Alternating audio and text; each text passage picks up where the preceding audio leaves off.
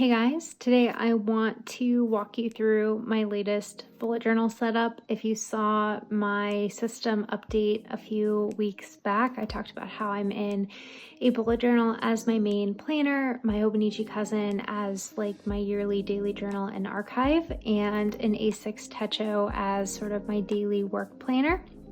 And that system is still working for me, except I have moved into a different notebook for the bullet journal. I initially did a setup in an A6 sized Midori, and I absolutely adore the paper of that Midori notebook. It is such a smooth writing experience. It's very cream, ivory pages.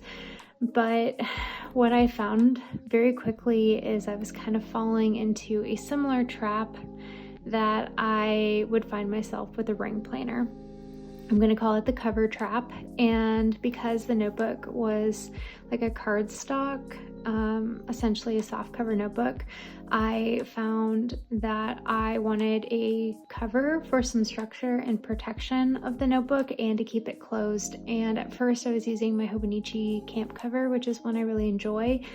But I really quickly ended up picking up a couple Gillios and a couple other covers, and before I knew it, I went from having a bullet journal, which is something I tend to gravitate back to for simplicity purposes, and I had like 4 or 5 covers within the span of 2 weeks, and I was like, all right, as much as I love that notebook, I just needed to kind of take a step back and move into something a little bit more self-contained. So I have a pocket or an A6 size Leuchtturm 1917. If you've not seen one of these notebooks from them, they're a little bit narrower than your traditional A6. They're about the width of a pocket size, but it is the height of an A6. This is a dock grid notebook in black. I have it in the hardcover version. It is 80 GSM dotted cream pages. The pages are numbered, which I really like. And there are 187 numbered pages. There are 16 squares across by 26 squares down if you are curious. And really I found myself in this because there's something about a Leuchtturm that is synonymous with being in a bullet journal for me. And I like that it is hardcover. I can just toss it in my bag. It's a little bit of an unconventional size. I can make a cover work if I really want to use like some sort of cover to turn this into a wallet, but it is more or less self-contained and it has an elastic closure. There's a pocket in the back so I can kind of keep the important things with me. And I have put on a pen loop as well so I can clip my pen to this. So I thought I would just kind of flip you through my beginning pages and a little bit into January so we can kind of get caught up. And I did film a March setup in this guy, so you should see that on my channel. Okay, so in the beginning, I printed off this photo. This is from Unsplash. I will try and link it down below for you if you want to check that one out. And then I stamped in 2022. I've done all my stamping using the VersaMagic chalk ink in Midnight Black, and I'll link, it's the same stamp set I always use. I'll link it down below. Got some sticky notes in here for some kind of like an inbox, like running notes and things like that. And there is the paper information if you're curious. The notebook has a 2-page index. I think they used to come with 3. They more recently have been down to 2, but as you can see, I'm halfway through, so I'm probably gonna need more room than that, but I'm definitely an indexer. Okay, so I did set up a future log in the beginning. I'm a Monday starter. I kept it really simple this time, so I just wrote out the calendar months, drew a line down the center in pencil, and then below that I just have events and appointments. You saw it for a second back here, but all of the birthdays and anniversaries I need to remember, I've actually written in the back here on, I guess, a 2-page spread front and back. And I wrote this on a perforated page so I can actually take it out and just put it in the pocket of my next bullet journal setup. I did set up a 12-month future log because I do like having the ability to write in anything about a year out. That seems to work really well for me. And I don't anticipate I will get more than 6 months in this notebook, if not less. I know I've run the numbers a couple of times and I can definitely get 6 months in here, but depending on the number of collections, notes, and additional lists I need, I think it's going to be more likely like 4 or 5 months. So probably 3 notebooks in a year, which usually would deter me, but I'm actually excited about that for this one. I have some metal tabs throughout. These are the Midori index clips. I get mine on Jet Pens, but you can find them a bunch of places if you're looking for them. They are reusable and repositionable. So I set up my 3 main habits. You have to go horizontally to get 31 days down here, but I just did 6 months to track my cycle, whether or not I'm eating plant-based, and my workout tracker. This is actually one of my least favorite spreads in the setup. I think I can get more creative with it next time, but it works, it does the job. Quick little work tracker. I did draw out the full year here, but I just write down the number of hours that I invoice at the end of the week. And similar concept, weight tracker. I just did 6 months and I write down my average weight at the end of the week. And then I left space to write in some measurements if I choose to take those this year. Next is like a finance dashboard. And again, I did all 12 months in here, but probably only will do 6. But this is just a place for me to write down how much we made a month, saved, our total expenses, and then the sum of those living expenses at the end of the year. And in this space, I'll write down if we do any investing, just to remind myself when I'm waiting on tax documents next year that I would expect a document from that account. I have forgone my weekly cleaning tracker because I've just recognized that I was using it as an excuse to not be as consistent as I could be. And yeah, so I'm just trying to boss up and clean my house every week, but the monthly cleaning checklist is still applicable, and I just did 6 months out. Next, I have a little reading log. So basically I write down where the site was, if it was a fan fiction, or the number of book it was, the title, the author, and then a rating out of 5 stars. I have a date log. I think if I did this over again, I wouldn't draw the line down the middle because there are 26 rows and we only go on 1 date a week. But basically I write down the date and kind of what we did, where we ate, who we were with, that kind of thing, as a log. Gift idea spread, sort of like an Alistair method. Wish list in and out. So this is basically things I want. And then if I get it, or if it's a replacement, I basically write like what I want to get rid of in my home. It's not always like equal value, like a switch one purse for another purse. I'm just trying to kind of limit the number of items that I have. Running shopping list is for things that I need, but I would normally get on like Amazon or Target, a store I don't go to regularly, versus like the grocery store. Debits is where I write down things I get charged to the wrong account so I can move money around. Package tracker, I did leave myself 2 pages just because I track anything that is coming in, just to make sure it doesn't get lost in a package room.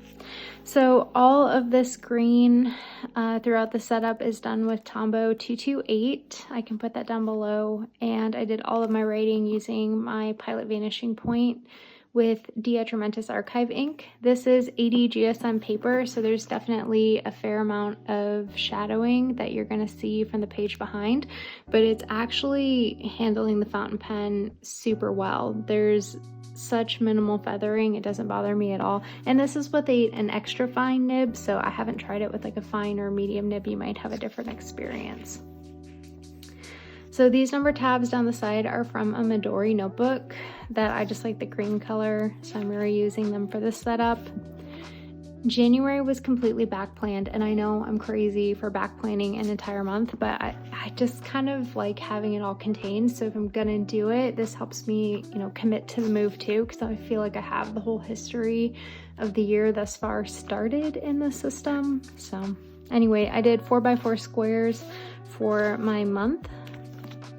Running to-do list, weekly habit tracker. I moved over some printable habit trackers. This one is from, it's a collab with Printables for Planners and Planning with Aloe. You can find the link in Aloe's Instagram bio. I can link that down below.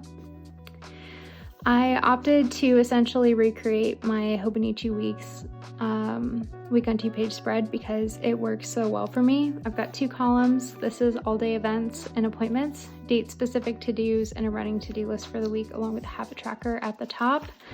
I'm pulling in some of these little mini clear stickers from Randy.Plans. This one is from Caffeine and Paper Co. I don't use a whole lot of stickers in this setup, but I do pull them in if I think it, warrants it. This week, for example, this is from Paper and Milk. This was a big event. We got a couch. I doodled that in.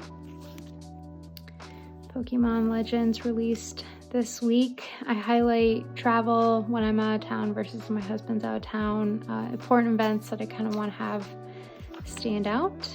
And then we move into my daily logs. So I have pretty much stuck to 2 days per page, splitting the page in half because I'm a lister. I like having more vertical space than horizontal space, but you'll see kind of at the end of February, I switched that up a little bit. I add in like notes and highlights throughout the day, but otherwise I kind of use my usual key. I can link the video where I talk about my key. I think that's from 2020, maybe 2021, and the cards above if you are curious.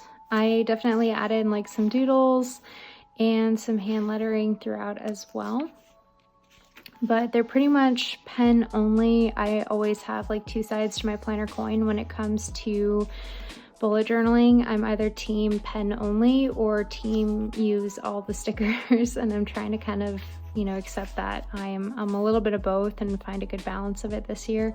So far I think I'm definitely getting there, but it feels like me at least. Have a little bit of ephemera washi taped in. This is from Happy Daya. This is Paper and Milk. Same Midori index clips. This is my Pokemon Legends log. I drew in the little Pokedex because I thought it was super cute. I loved it. This is basically just where I write down any notes that I have, like if someone tells me something like a hack about the game that I need to remember or tip, or at the end of the day, I'd basically just log what I did. Thankfully, this game actually has quest and mission logging, so normally I have to write down like what I was doing because I play so sporadically. It helps me remember when I open it back up. So this was the month of February. I did a horizontal monthly calendar. These are 3x3 squares. I can write pretty tiny in a 5mm grid. I can write about 2 lines if I am paying attention to what I'm doing. Again, stamp that out. This is a photo again from Unsplash. I believe it is the London Natural History Museum, but I printed that out and then some sticker paper, and then I put it on a habit tracker insert. This is from Peanuts Planner Co. with the pocket size. I just printed it out and then cut around it and gave myself a little bit of a flap. And there's just a little bit of extra that I fold that on, and then I glue this down to the paper. So sort of like a tip in. Running to-do list for the month behind that. This is from Notebook Therapy.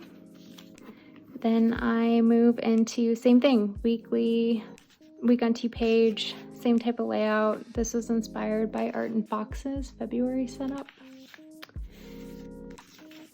And yeah, I mean, it's actually really working. I've pretty much only been in this for the month of February. January was completely back planned, but overall, I'm really enjoying the portability of this notebook. I love how it fits in literally every purse or bag that I own. I like that it's self-contained, which I mentioned before, that it has that elastic closure, a pen loop. I can toss it in my bag without worrying about it. And I don't know, it's just fun. It's a new way of thinking of things, which I'm really enjoying. This was printed with my Polaroid zip, and then I fussy cut around it. Some washi tape. I did a Daiso run, so I put some of those in there to mark that. A couple collections, and some more daily logs. So this brings me to my current day. I have set up March, and that video will be up on my channel. In the back pocket, I pretty much keep some stickers, some photos, backs cards, the archive stickers that come with this particular planner. And yeah, I'm really enjoying it. I'm excited. I like how it feels in the hand. I love the small size. I feel like I haven't sacrificed anything. Even though I'm in a smaller notebook, I'm still writing down the same amount of things. And I don't know, I'm looking forward to it. I'm really enjoying being back in just like a bullet journal as my main planner. And I kind of take the time to play with stickers and stuff in my Hobonichi cousin still. So I kind of get, you know, the best of both worlds. But this is something that is so easy for me to pull out when I'm traveling for work or have open on my desk or take with me to the grocery store, and all those things that I, you know, value in having kind of a portable everyday type of planner. But if you guys have any questions, let me know down below. If you've made it this long, thank you so much for watching, and I'll catch you next time.